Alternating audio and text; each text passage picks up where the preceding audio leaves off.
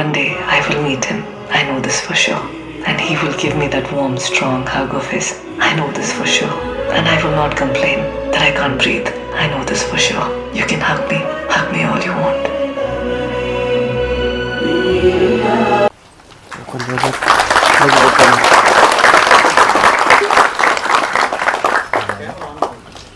ஜெயவரன் தம்பி அவர்களுக்கு நம்ம சேவகர் அவர்கள் சொல்லுவோம்.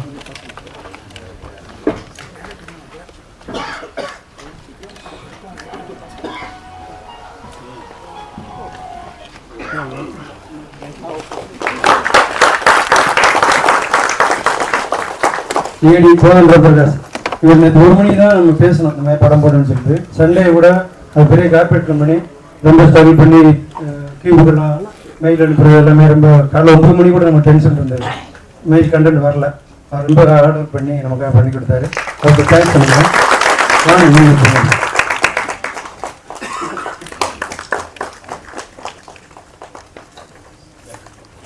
டேரக்டர் வந்துட்டு இருக்காரு. அது வரைக்கும் அவங்களுடைய அனுபவத்தை போடாயிட்டு நவீன் பேசு.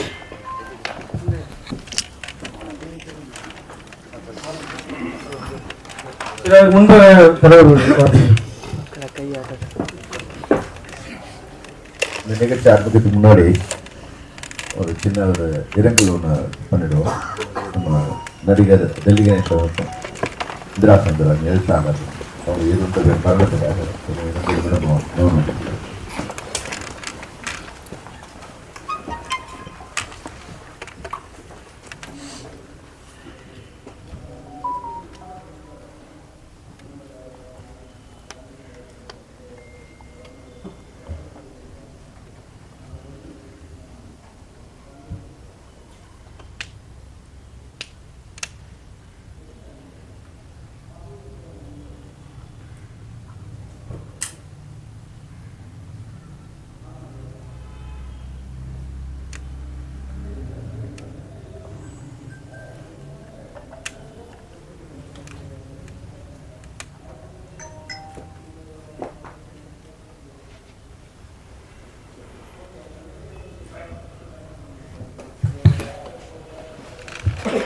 அதுபோலவே இந்த நிகழ்ச்சி ஆரம்பிக்கிறதுக்கு முன்னாடி நம்ம இந்த படத்தோட நிஜமான கதாநாயகன் முகுந்த் வரதராஜனுக்காக ஒரு நிமிடம் நின்ற வேண்டியது.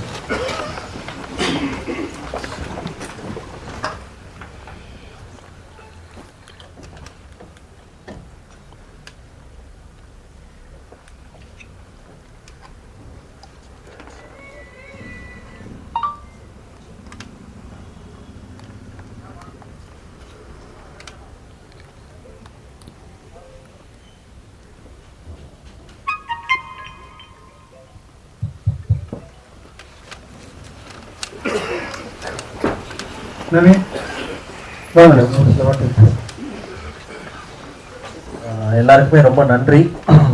படம் உங்களுக்குலாம் பிடிச்சிருக்குன்னு நான் ரொம்ப நம்புகிறேன். செல்வமணி சார், பேரர் சார் மற்றும் ஜீக்ரார் யூனியர் எல்லாருக்குமே ரொம்ப நன்றி இந்த படத்தை பார்த்ததுக்கு. இந்த படம் இன்னைக்கு ஒரு நல்ல வரவேற்பு கிடைச்சிருக்கு பொதுமக்கள் மத்தியில், பத்திரிகை நண்பர்கள் எல்லாருக்குமே. ஸோ இந்த படம் வந்து மேக்கிங்காக வந்து ரொம்ப ரொம்ப ரொம்ப ஒரு டிஃபிகல்ட்டான ஒரு படம். ஒரு டஃப்பான டெரெயினில் ஷூட் பண்ணோம் கண்டினியூஸாக டே அண்ட் நைட்டு. ஸோ இன்றைக்கி அதோட பலன் பார்க்கும்போது உங்களுடைய வரவேற்பும் உங்களுடைய அன்பும் ஆதரவும் வந்து ரொம்ப சந்தோஷமாக இருக்குது எங்களுக்கு. ஸோ அதுதான் எங்களுக்கு வந்து கிடைச்ச மிகப்பெரிய வெற்றி. ரொம்ப நன்றி எல்லாருக்குமே, ரொம்ப ரொம்ப நன்றி.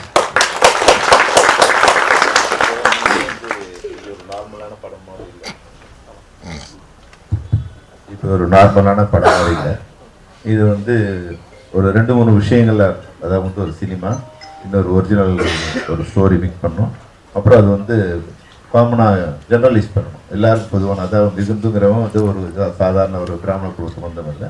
அவர் இந்திய குடிமகனா, அது இந்தியனா அவன் வந்து ரெப்ரசன்ட் பண்ணிச்சு. இப்போ பல்வேறு டாஸ்க் இருந்துச்சு அவங்களுக்கு. உதவி இயக்குனராக கூட ஏதோ ஒரு சீனில் ஏதோ காஸ்டியூம் போடலாம், இல்லை பேக்ரவுண்டை மாற்றலாம். ஈவன் வந்து ஒரு நியூஸ் பேப்பரில் கூட பில் கிளிட்டன் வராது வரைக்கும் வந்து ஒரு ஒர்க் இருக்குன்னா அதில் உங்களோட ஒர்க்கு இன்னும் இருந்தது. ஏன்னா இப்போ உங்கள் ரெஸ்டாரண்ட்லாம் வந்துருக்காங்க இல்லையா, வேறு ஒரு படம் பண்ணும்போது ஒரு நார்மல் படம் பண்ணுறதுக்கும் இதுக்கும் என்ன நீங்கள் டிஃப்ரென்ஸாக இது பண்ணி எப்படி ஒர்க் பண்ணீங்க அதை ஷேர் பண்ணிங்கன்னா அது ஜஸ்ட் எல்லாருக்கும் ஹெல்ப்ஃபுல்லாக இருக்கும். ஆமாம், நிச்சயமாக வந்து இது ஒரு பயோகிராஃபின்றதுனால அந்த விஷயங்களை வந்து நாங்கள் கேப்சர் பண்ணுறதுல வந்து ரொம்ப ரொம்ப மெனக்கெட்டோம் ஒரு விஷயத்துல. ஸோ நீங்கள் முகுந்த் வரதராஜனுடைய கதை வந்து இன்டர்நெட்டில் நிறைய படிச்சிருப்போம், பார்த்துருப்போம், நிறைய வீடியோஸ் வந்திருக்கோம். ஃபார் எக்ஸாம்பிளுக்கு இந்த படத்தில் இந்த அச்சமில்லை அச்சமில்லை பாட்டு பாடுற விஷயம் கூட அந்த காஸ்டியூம்ல இருந்து, அந்த குழந்தையோட காஸ்டியூம்ல இருந்து, அவங்க போட்டுக்கிற காஸ்டியூம்ல இருந்து, அந்த இடத்துல இருந்து எல்லாமே வந்து உண்மையா கேப்சர் பண்றதுல வந்து ரொம்ப உறுதியா இருந்தோம். மற்றபடி இந்த படத்துல ஷூட் பண்ண லொகேஷன்ஸ் எல்லாமே வந்து ரியல் லொகேஷன்ஸ். எல்லாமே வந்து ஆர்மியில வந்து நேரடியா பெர்மிஷன் வாங்கி டெல்லியில வந்து மினிஸ்ட்ரி ஆஃப் டிஃபென்ஸ்ன்னு சொல்லுவாங்க, MOD, ADGPI, அவங்க கிட்ட இந்த ஸ்கிரிப்டை வந்து முன்கூட்டியே வந்து சப்மிட் பண்ணி அந்த ஸ்கிரிப்டை நம்ம ஷூட் பண்றதுக்கு வந்து அப்ரூவல் வாங்கி அதுக்கப்புறம் வந்து அவ்வளோ சப்போர்ட் பண்ணாங்க நம்மளுக்கு இந்த படத்தை வந்து ஷூட் பண்றதுக்கு. இந்த படத்தை ஷூட் பண்ணியிருக்க அந்த சீட்டா கம்பெனின்ற இடம் கூட டைரக்டா முகுந்த் வரதராஜன் அவர்கள் வந்து அங்க வந்து சர்வ் பண்ண இடம் தான் அது காஷ்மீர்ல. அவர் உண்மையாவே இருந்த இடத்துல தான் நாங்க போய் உண்மையா அந்த இடத்த வந்து ஷூட் பண்ணியிருக்கோம். அந்த இடம் ஷோபியான்ல இருக்கு காஷ்மீர்ல. மற்றபடி நீங்க பார்க்குற ஆஃபீஸர்ஸ் ட்ரைனிங் அகாடமி, அதுல அவர் உண்மையா போய் ட்ரைனிங் பண்ண இடம் அது. ஸோ இந்த மாதிரி ஒரு விஷயமே பார்த்து பார்த்து எவ்வளோ க்ளோசர் டு ரியாலிட்டி வந்து ஷூட் பண்ண முடியுன்றதுல வந்து நாங்கள் ரொம்ப கான்சென்ட்ரேட் பண்ணி பண்ணோம். இந்த படத்தில் பார்த்துருப்ப அம்மா character, mother character, father character, அந்த குழந்தை, சாய் பல்லவி மேடமோட ஃபேமிலி, அந்த ஷாமு பிரசாத் சார், ஸோ எல்லாருமே வந்து உருவ ஒற்றுமையிலேயும் கூட எவ்வளோ க்ளோஸராக அவங்கள வந்து நம்ம ரியாலிட்டியை கேப்சர் பண்ணோன்றதுல வந்து ரொம்ப மெனக்கெட்டு பண்ணோம். ஸோ அதெல்லாம் வந்து விட்னஸ் பண்ணும்போது உங்களுக்கு அது தெரிஞ்சிருக்கும்னு நினைக்கிறேன். அதுதான் இந்த படத்தில் வந்து நாங்கள் ரொம்ப டஃப்பான விஷயமா இருந்தது சார். வெற்றிங்கிறது இதே ஒரு 5-6 வருஷத்துக்கு முன்னாடினா சொன்னார், எங்கெங்கே வார் நடந்துச்சோ, எங்கெங்கெல்லாம் முதன் இருந்தாரோ அந்த இடத்துக்கெல்லாம் போய் ஷூட்டிங் பண்ணாங்க. லுக்கும் காஷ்மீர் தான். இது 5 வருஷம் முன்னா ஷூட்டிங் காஷ்மீர் வச்சிருக்க முடியாது. இன்னைக்கு ஒரு படப்பிடிப்பு வந்து காஷ்மீர் நடக்குதுன்னா அதையும் ஒரு வெற்றி, இந்தியாவுக்கு கிடைச்ச வெற்றி, அதே முதுசாருக்கு கிடைச்ச வெற்றி. ஆக்சுவலி படமாக பார்க்க முடியல, நமக்குள்ள ஒரு படம் பார்க்கும்போதே மனசுக்குள்ள ஒரு ஒரு பாரம். இது ஒவ்வொரு இந்தியனுக்கும் உள்ள ஒரு கதை, ஒரு இந்தியனுக்கான ஒரு படம். நம்ம இது வரைக்கும் இந்த அச்சமில்லை அச்சமில்லை பாடல் வந்து பாரதியார் பாட்டு அப்படின்ட்டு பாடி இருந்திருக்கோம், அப்படிதான் கேட்டிருக்கோம். இந்த படத்தை பார்க்கும்போது தான் இது ஒரு தேசிய இது மாதிரி தெரியும். ஒரு இராணுவத்துக்கான ஒரு பாடலாட்டு குழந்தைகிட்ட பாடிட்டு திருப்பி இராணுவர்கள் பாடும்போது இது ஒரு தமிழருக்காக ஒரு தமிழனுடைய பாடல், ஒட்டுமொத்த இந்தியாவுக்கும் ஒரு இராணுவத்துக்கு எழுதின பாடலுக்கான ஒரு அர்த்தம் அந்த பாட்டில். அப்புறம் ஒரு விஜயமுக்க ஒரு பாடலுக்கு அச்சம் இருக்கும். செகண்ட் ஹாஃப் வெண்படத்தில் அங்கேயும் நம்மளுக்கு கண் கலந்துது. அது தாய் பழைய வாக்கிங்லாம் ஒரு அழுதுட்டு திருப்பி தனக்கு படம்னு சொன்ன அந்த வார்த்தை மைண்டில் வந்து இந்த அழுகை அடக்கி கடைசிக்கு அழுகவே இல்லை அவங்க. அப்போ சரியான ஒரு இராணுவ மனைவியை வந்து அவங்க வாழ்ந்துருக்காங்க. ரொம்ப சந்தோஷமான விஷயம் என்னன்னா, சமீபத்தில் நம்ம தமிழ் ஃபீல்டில் வந்து ஒரு சரியான படம், ஒரு தரமான படம் மிகப்பெரிய வெட்டி எடுத்துருக்கு. நம்ம இது வரைக்கும் குறை சொல்லியிருந்தோம், நல்ல படங்கள்லாம் ஓடுறதில்லை, நல்ல படங்கள்லாம் ஓடுறதில்லைன்ட்டு. நல்ல படத்தை நல்லபடியாக எடுத்தால் ஓடும். நம்மளா நல்ல படம் சொல்லிட்டு போட்டு அவனை போட்டு பொறுமையை சோதிச்சு கண்டென்ட் நல்லா இருக்கும், கதை நல்லா இருக்கும், அதை சொல்கிற விதம். அப்போ அதுக்கு உதாரணம் வந்து பொழுதுபோக்கு கஞ்சா கத்துறாங்க புலம்பிட்டே இருக்கும், அதான் ஓடுதுட்டு இது ஓடி இருக்குல்ல. ஆரோக்கியமாக வெற்றி சார், ஆரோக்கியம் அவன் வெற்றி, ஆரோக்கியமாக வெற்றி. அப்போ மக்கள் வந்து நல்ல கருத்தையும் நல்ல விஷயத்தையும் நீங்கள் சரியாக சொல்லும்போது அவங்க வரவேற்க தயாராக இருக்காங்க அதுக்கு உதாரணம் தான் இந்த அமரன் படம். இன்னொன்று இயக்குனர் ராஜ்குமார் பெரியசாமி ரொம்ப பாராட்டணும். இந்த மாதிரி ஒரு விஷயத்தை எடுத்து பண்ணுறதுக்கு துணிச்சல், நாட்டுப்பற்று, சமூக அக்கறை எல்லாருக்கும் இதை தான் இந்த மாதிரி படம் எடுக்க முடியும். நம்ம ஒரு படம் எடுத்தோம் வெற்றி அடையணும் அப்படிங்கிற எடுக்காம அப்போ முதல்ல நம்ம ராஜ்குமார் பெரியசாமிக்கு ஒரு மிகப்பெரிய கைது விட்டுரும்.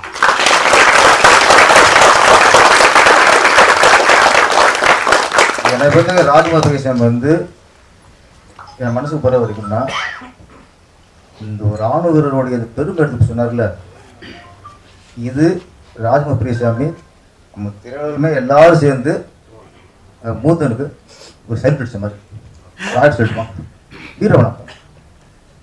இதுதான் படம் தான் காணிக்க வரும். இந்த மாதிரி படம் வந்து அந்த வெற்றி வந்து தொடர்ந்து இந்த மாதிரி நல்ல விஷயங்கள் எடுக்கிறதுக்கு ஒரு ஆரம்பமாக அமைஞ்சிருக்கு. தொடர்ந்து ராஜ்குமார் பெரியசாமி இந்த மாதிரி கதையை தொடர்ந்து எடுக்கணும், நல்ல விஷயங்கள் மக்களுக்கு சொல்லணும். நன்றி, வணக்கம்.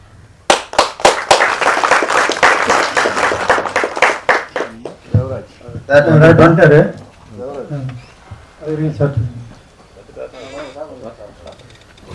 சில இடங்களில் நம்மளுக்கு பெரிய ஒரு சவாலாக இருக்கும். நடிச்சு எடுக்கக்கூடிய அளவுக்குலாம் வந்துருக்கும்.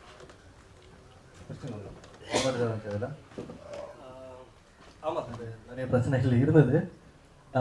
ஏன்னா காஷ்மீரில் ஷூட் பண்ணுறது வந்து ரொம்ப ஒரு டஃப்பான விஷயமா இருந்தது. ஏன்னா அங்கே இருக்கிற அந்த கிளைமேட்டிக் கண்டிஷன்ஸ், அங்கே இருக்கிற சூழல், நாங்கள் ஷூட் பண்ண இடம் எல்லாமே வந்து ரொம்ப ரொம்ப சென்சிட்டிவான இடங்கள் இந்தியாவில். ஸோ அந்த மாதிரி லொக்கேஷன் சம்டைம்ஸ் வந்து பெர்மிஷன் கிடைக்காது. லாஸ்ட் மினிட்ல திடீர்னு ஒரு நாள் ஷூட்டை வந்து ஒத்தி வைக்க வேண்டியதாகிடும். ஸோ அந்த மாதிரி டிஃபிகல்ட்டிஸ் வந்து திடீர்னு மழை பெய்யும், கண்டினியூஸாக மழை பெய்யும். ஸோ அந்த மாதிரி டிஃபிகல்ட்டான சூழல்கள் வந்து அங்கே ரொம்ப நிறைய இருந்தது சார். ஷூட் பண்ணுறதுக்கே ரொம்ப டிஃபிகல்ட்டாக இருந்தது. அதுதான் ஒரு மெயின் ஃபேக்டர். அங்கே படம் முடிச்சதுக்கப்புறம் முதன் ஒரு அன்னைக்கு படத்தை போட்டு கட்டிட்டு பார்த்துட்டு அவங்க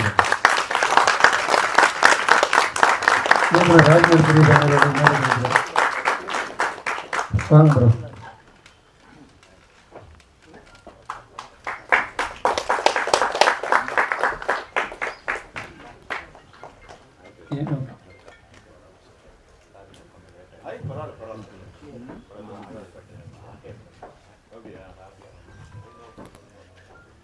இயக்குனருக்கு நம்ம விஷயத்தில் செல்லுமன் சார் பண்ணிட்டு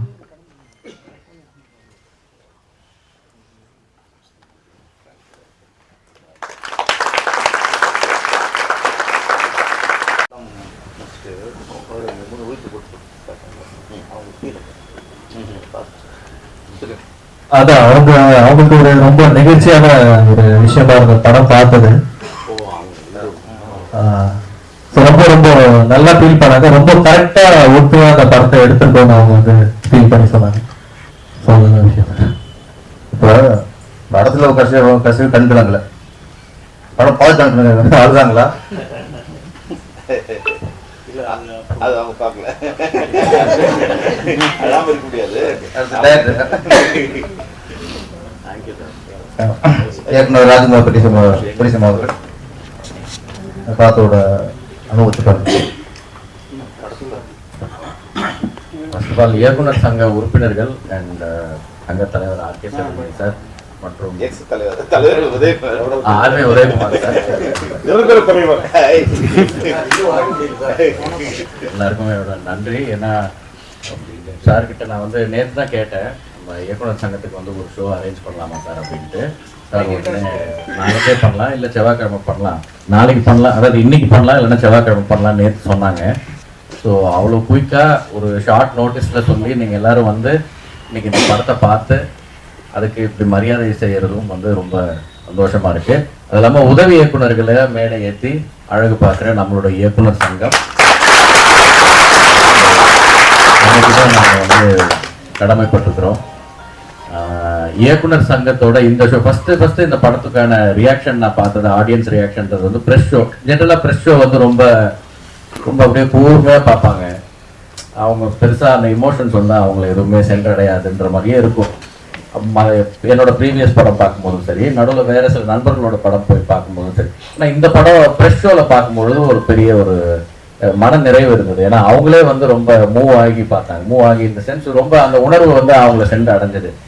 அதுக்கப்புறம் எனக்கு வந்து மன நிறைவோட ஆடியன்ஸ் ஷோ எல்லாம் தவிர்த்து இப்போ இயக்குனர் சங்க உறுப்பினர்களுக்கு இந்த படத்தை போட்டு காமிச்சு நீங்க எல்லாரும் கூட மனம் நெகிழ்ந்து பாராட்டுறது ரொம்ப சந்தோஷமா இருக்கு. இப்போ நான் இதே மேடையில் எனக்கு ரங்கூன் படத்தோட ஆடியோ வெளியீட்டு விழா நடந்தது. அப்போ இந்த சாலிகிராமத்தை தாண்டி தான் உள்ள வந்து இந்த இடத்துக்கு வருவோம். அப்போ நான் முதல்ல அங்கே அப்போ என்ன இந்த காவேரி கார்னர் அங்கே இங்கே எல்லாமே நிறைய உதவி இயக்குநர்கள் இங்கே நின்று வாய்ப்பு தேடுற நடிகர்கள் எல்லாரையும் பார்த்து பழகின ஒரு ரோடு இது. இங்கே வந்து பேசும்போது எனக்கு ஃபர்ஸ்ட் தோணுன விஷயம், அந்த படத்தோட ஆடியோ லான்ச் நான் முதல்ல மேடையில் பேசினது வந்து இதே மேடை தான். சினிமாவில் வெற்றி பெற்றவங்க வெற்றி பெறாதவங்கிறத தாண்டி வாய்ப்பு கிடைச்சவங்க வாய்ப்பு கிடைக்காதவங்கிறது தான் ரொம்ப முக்கியம். இப்போ இந்த வாய்ப்பு ஒரு சில வருடங்கள் கிடைச்சு இப்போ அங்கீகாரம் பாராட்டு எல்லாம் கிடைக்கும் போது சந்தோஷமா இருக்கு. நம்ம இயக்குநர்கள் உதவி இயக்குநர்கள் எல்லாரும் ஒட்டுமொத்தமா உறுப்பினர்களா இருக்கிற இந்த சங்கத்தில் இருக்கிற ஒற்றுமையும் ஒரு பெரிய நம்பிக்கையை தருது இந்த காத்திருப்பு காலங்கள்ல. ரொம்ப ரொம்ப நன்றி. தேங்க்யூ எல்லாரும். நன்றி சார். அடுத்தபடியாக தலைவர் சார்.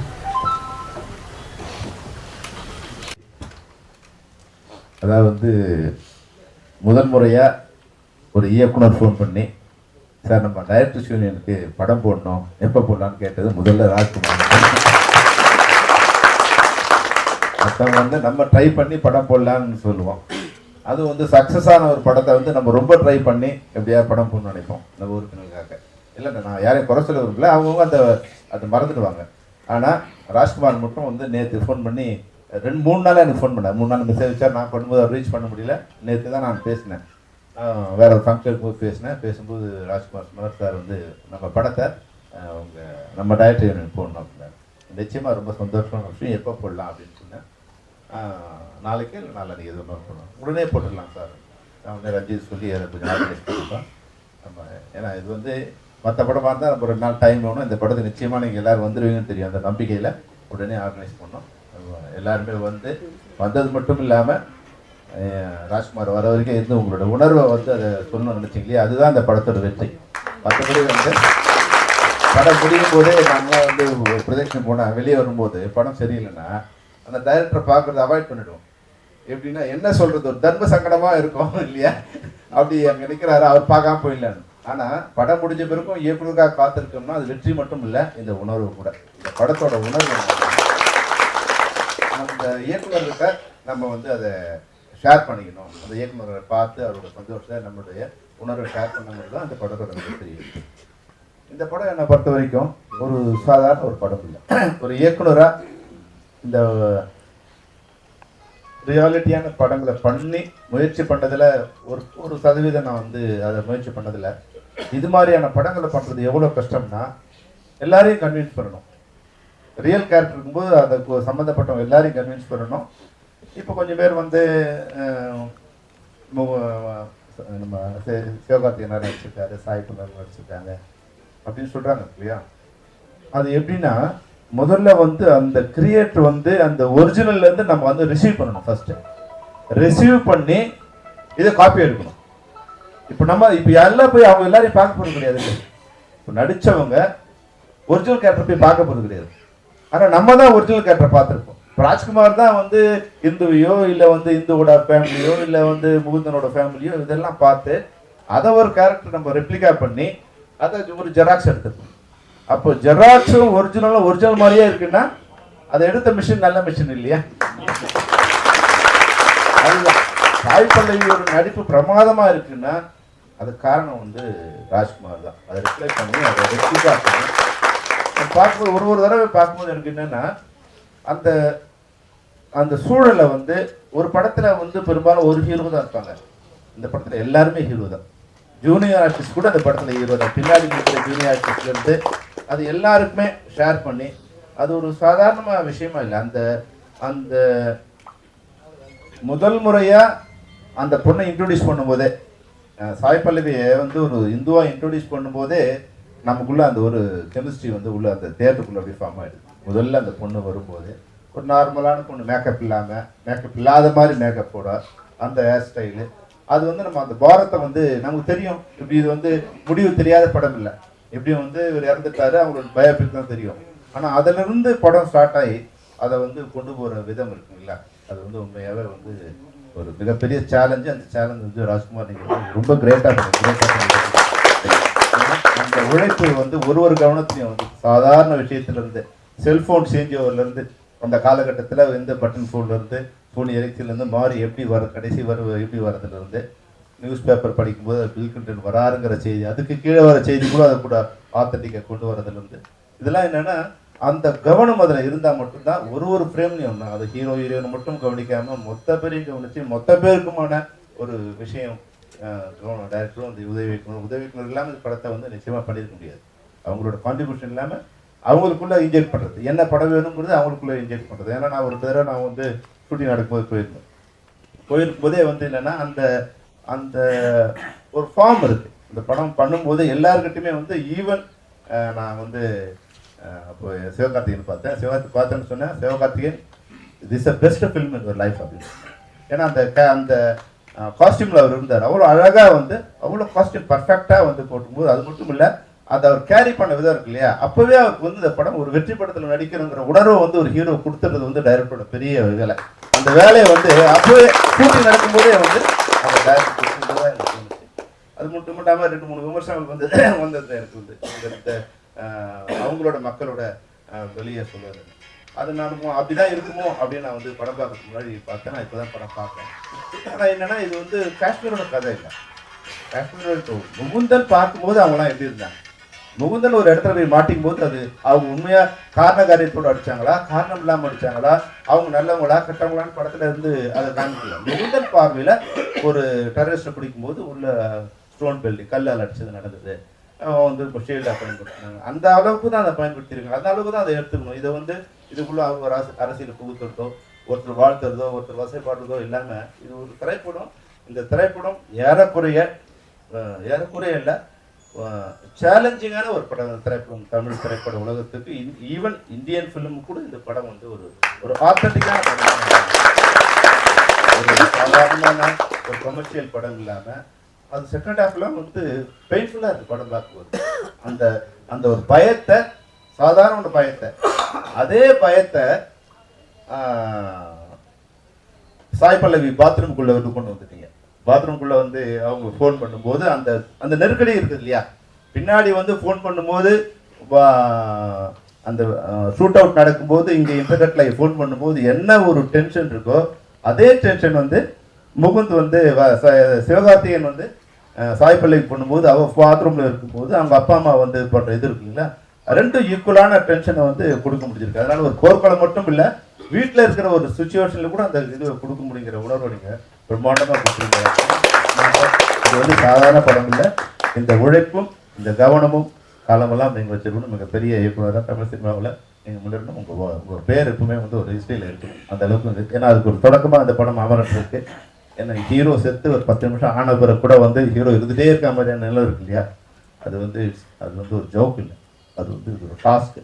இந்த டாஸ்க்கை நீங்கள் உங்கள் டீம் எல்லாம் சரியாக பண்ணுவீங்க. உங்கள் எல்லாருக்கும் இயக்குனர் சங்க சார்பாக வாழ்த்துக்கள். அதை விட என்னென்னா நம்ம குடும்பத்தோடு சேர்ந்து படம் போடணும் அப்படின்னு நினச்சிங்க இல்லையா, உங்கள் எண்ணத்துக்கு வந்து பெரிய